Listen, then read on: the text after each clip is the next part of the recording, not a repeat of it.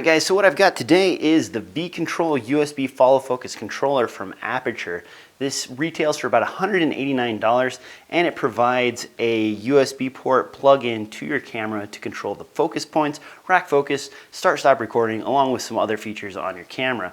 At $189, it's about half the price of some of the other USB controllers on the market, making it seem like a pretty good bargain. Let's take a closer look at the V-Control USB follow focus controller and see how well it works. Included in the kit is this very nice leather form-fitting case, the V-Controller unit itself, a USB cable, and two different methods for mounting your V-Controller to a 15mm rig.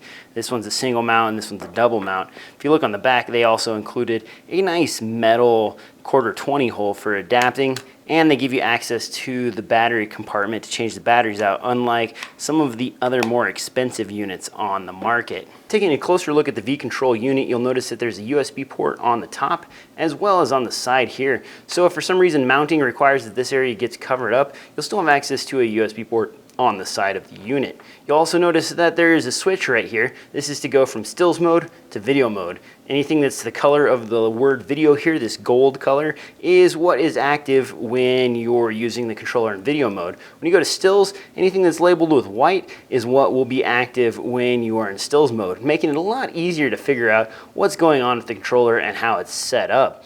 This is also a double press button. Half press is for focusing and full press is for starting and stopping recording or capturing an image, just like on the camera, making it kind of convenient. You also have your little focusing wheel right here, as well as your stepping points and adjustments for aperture and exposure and ISO. This other feature here is really handy, and this is a little display that gives you the step size indicator for the focus wheel itself. That's really convenient because you can see what number works best with which lens and set it up accordingly. Even though the controller itself is made out of plastic, it feels pretty solid in my hand, and the unique shape makes it easier to hold onto and run the controls. You compare that to the original Akai USB follow focus, and you can see that this one, the buttons are really close to the focusing wheel, which makes them a little bit harder to get to, and it's not as thumb friendly. You flip it over and you'll see that on the Akai you had to use 2 screws in order to get to the battery compartment, whereas with the V-Controller you have the nice little battery access port. Both of them still have metal threads. Part of the expense of the original Akai follow focus units was the fact that it was made out of machined metal.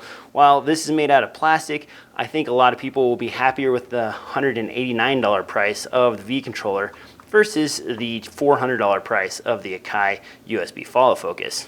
Not only does the V-Controller give you 3 different stepping sizes to choose from, if you hold that same button down and use the scroll wheel, you can adjust the speed of those steps from 1 to 9, making it handy to find that sweet spot that works best with each of the lenses you're using. Alright, for this test I have the Canon 7D connected to the V-Controller with the Canon 35mm f1.4 lens on the camera. I've got 3 or 4 different objects sitting out in front of the camera, so let's see how well the V-Controller pulls focus on those items. Right now I found that the step size that works best for this lens seems to be step size number 2. So let's start the recording by hitting the red button and let's pull some focus. Alright, testing the focus, we've got the Canon 7200 box in focus right now. Let's go ahead and move this out just a little bit. And now we have the 7200 lens in focus. And if we do a little bit more of a motion, you can see that that Christmas hat with the head and the little bag are now in focus.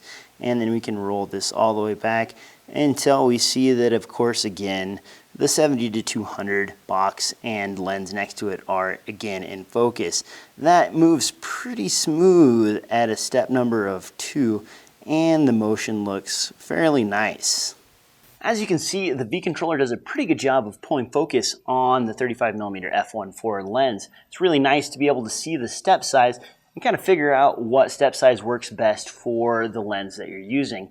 Keep in mind that the quality of focus pulling with a device like this is dependent on the motor that's built into the lens. This is an L series lens, so it works nice and smooth. But if you have a cheap lens with a really loud motor, that loud motor will be heard while you're using the step controller on your camera. So keep that in mind if you want to use this as a follow focus on set. Using the V controller in stills mode, to change the ISO, just hold the ISO button down and use the scroll wheel here to scroll up or down your ISO setting. Pretty simple. Change your aperture size, just hold this down, and you can roll this up or down, get it to wherever you want. And of course, to change your shutter speed, you can do the exact same thing. Roll that down to dark or all the way up to 60th. And then of course, if you want to move around your focus box, just click the arrows up and down. And you can see that the little focus box is moving around on the screen. That makes it pretty easy to set your focus point in live view mode.